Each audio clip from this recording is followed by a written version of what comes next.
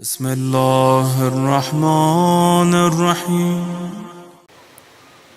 کسی کو بڑا ماننے کے بعد اسے تنہا چھوڑ کے چلے جائیں۔ جب حسین کو اپنا امام مان لیا تو مولا 70 مرتبہ بھی اگر مارے گئے تو ہم آپ کو چھوڑ کے نہیں جائیں گے، یہ عہد ہے نا۔ اور وہ جو میرے مولا نے کربلا کے میدان میں کہا تھا حل من ناصر ینصرنا، کون ہے جو ہماری مدد کرے، تو یا آپ کا رونا، یا آپ کا ماتم، یا آپ کی عزاداری، یا آپ کے کالے کپڑے، یہ علم، یہ تابوت، یہ تعزیہ، یہ ذوالجناح، یہ جلوس، یہ مجالس، یہ در حقیقت حسین ابن علی کی آواز پہ لبیک کہنا ہے، بڑی عقیدت کے ساتھ، بڑی محبت کے ساتھ، بڑے چاؤ کے ساتھ، خلوص کے ساتھ۔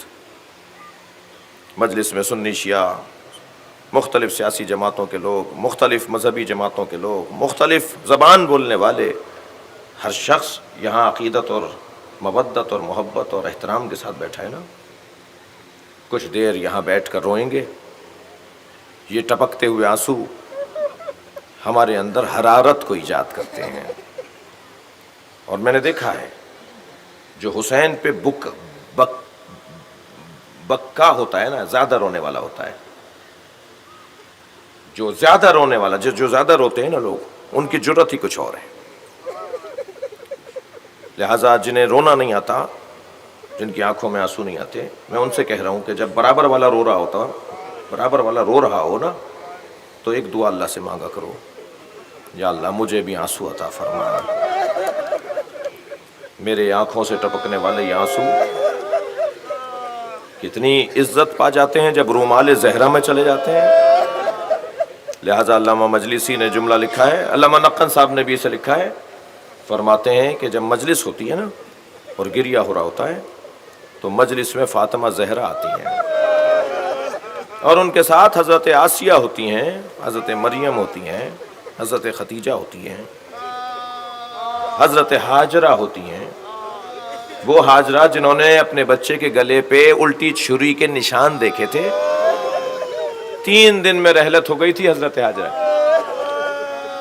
رو کر دیکھ کر بچے کے گلے پہ نیل کے نشان تھے جو حضرت ابراہیم نے چھری چلائی تھی، وہ چھری الٹی چلتی تھی، گلا کٹ نہیں رہا تھا جی، اس نشان کو دیکھ کر، وہ ہاتھوں کو جو رسی سے باندھا تھا نا، کہ ابراہیم کیسے برداشت کرے گا جب اسماعیل ہاتھ پیر چلائے گا، ایڑیاں رگڑے گا، مجھ سے برداشت نہیں ہو پائے گا، تو باندھ دیا تھا حضرت اسماعیل کو۔ وہ جو ہاتھوں پہ نشان تھے نا رسیوں کے، انہیں دیکھ کر حضرت ہاجرہ روتی رہیں، 3 دن میں رحلت کر گئیں۔ جس ہاجرہ نے 3 دن برداشت نہیں کیا، اس کے رستے پر سارا عالم اسلام چلتا ہے، صفا سے مروہ، مروہ سے صفا، صفا سے مروہ، مروہ سے صفا۔ سلام ہو ام لیلہ پر، اجرکم اللہ، سلام ہو حضرت رباب پر۔ عزادارو، آج 6 محرم ہے، میرے مولا حسین فرماتے ہیں مجھے وہ گھر اچھے لگتے ہیں جہاں رباب اور سکینہ نامی عورتیں ہوتی ہیں۔ اللہ اگر آپ کو بیٹیاں عطا فرمائے تو ایک بچی ہر گھر میں سکینہ ہو۔ جس گھر میں سکینہ ہوتی ہے وہاں خود بخود حسین ہوتے ہیں، جس گھر میں رباب ہوتی ہیں، بڑا جگر ہے ان بیویوں کا، بڑا حوصلہ ہے جناب رباب اور رباب جیسی ماؤں کا۔ مگر عزادارو، میں نے کل کی مجلس میں کہا تھا 9 مائیں ہیں جنہوں نے کربلا میں اپنے بچوں کے لاشیں دیکھے ہیں، ان 9 ماؤں میں ایک ماں جناب رباب ہے۔ جب کبھی کربلا میں حسین کی قربانی کو یاد کریں تو جناب رباب کو ضرور یاد کیا کریں۔ میرے ایک ہندوستان کے ملنے والے میرے دوست مولانا فرما رہے تھے کہ بنارس میں ان کے گھر سے، ان کے امام بارگاہ سے جلوس نکل کر کربلا جاتا ہے، روز عاشور تعزیے کا جلوس نکلا تو وہ اس رستے پر آگے چلے کہ جس رستے سے جلوس کو گزرنا تھا، تو کیا دیکھا کہ ایک بڑے چوراہے کے اوپر ہزاروں کی تعداد میں ہندو عورتیں کھڑی ہیں۔ کہنے لگے جب قریب گئے تو ایک اور بات محسوس ہوئی کہ ہر گود میں ایک دودھ پیتا بچہ ہے۔ اجرکم اللہ اجرکم اللہ. مولانا فرمانے لگے جب ہم برابر سے گزرے تو ایک عورت نے آواز دے کر کہا بھائی مسلمان لگتے ہو؟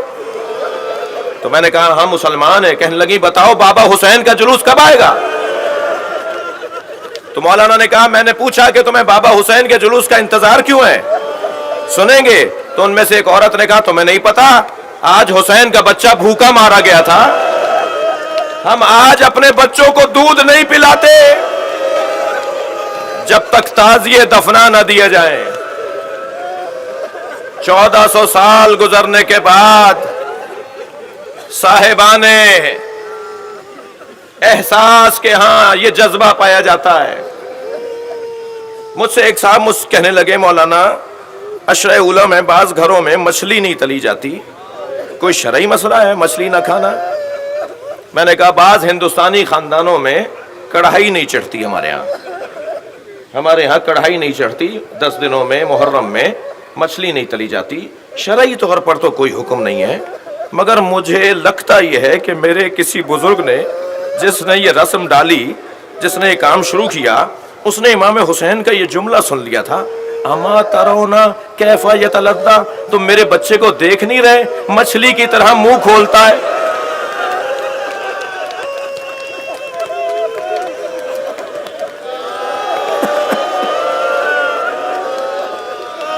جب مچھلی مرنے لگتی ہے تو کبھی منہ کھولتی ہے اور بند کرتی ہے. میرا یہ بچہ کچھ دیر میں مر جائے گا. اجرکم اللہ. آپ کی آوازیں بلند ہیں، اللہ آپ کو اس کا ثواب عطا فرمائے. بڑا جگر ہے جناب رباب کا. 2 کمائیاں تھیں جناب رباب کے پاس، ایک سکینہ ایک علی اصغر. ایک کو اجلا سا کرتا پہنا کر امام حسین کی گود میں دے دیا، اور انیس لکھتے ہیں کہ جب حسین ابن علی نے اپنے بچے کو گود میں لیا تو بنا کر شکل مجاہد کی لے چلے شبیر، الٹ دیا علی اصغر کی آستینوں کو. اے میرے لال تم بھی تو مجاہد ہو.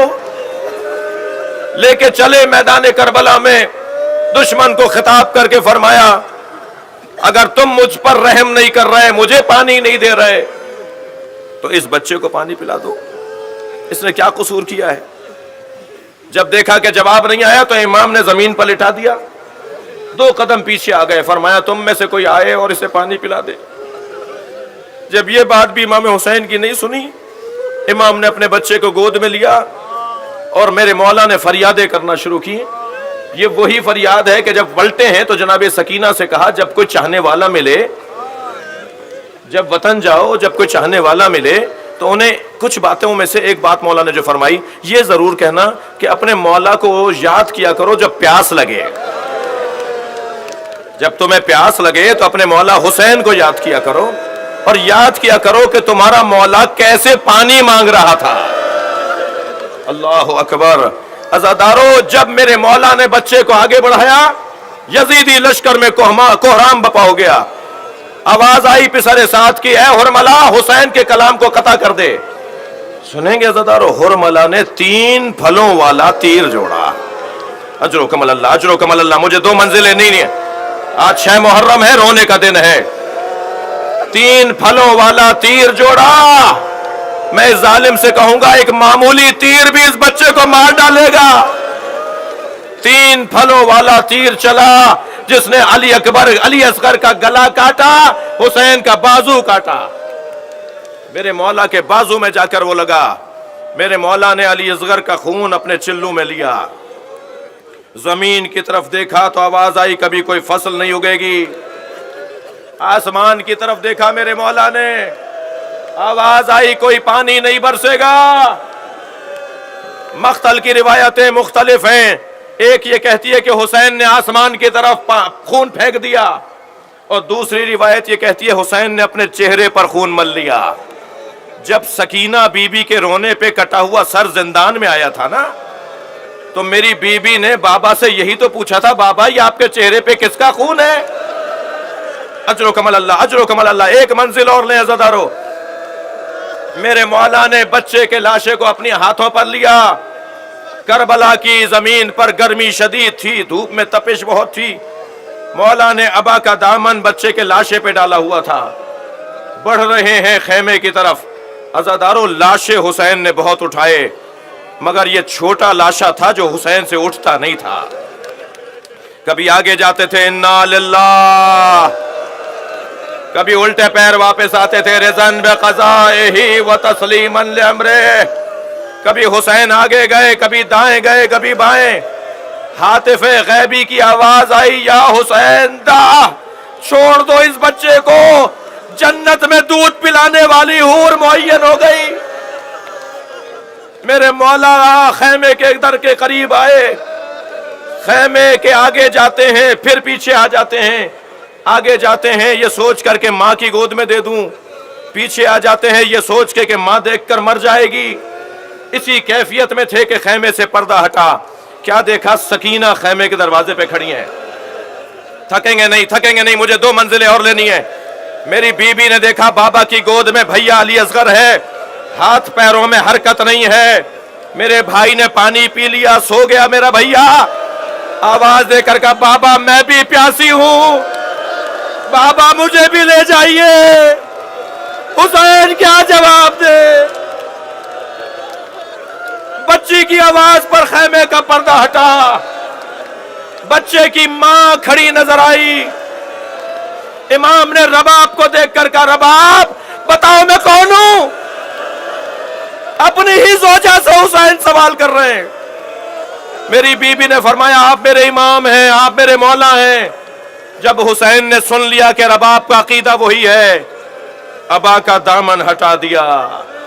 ایک ماں نے خون میں لت پت بچہ دیکھا، ننھے ننھے لبوں پر لب رکھ دیے.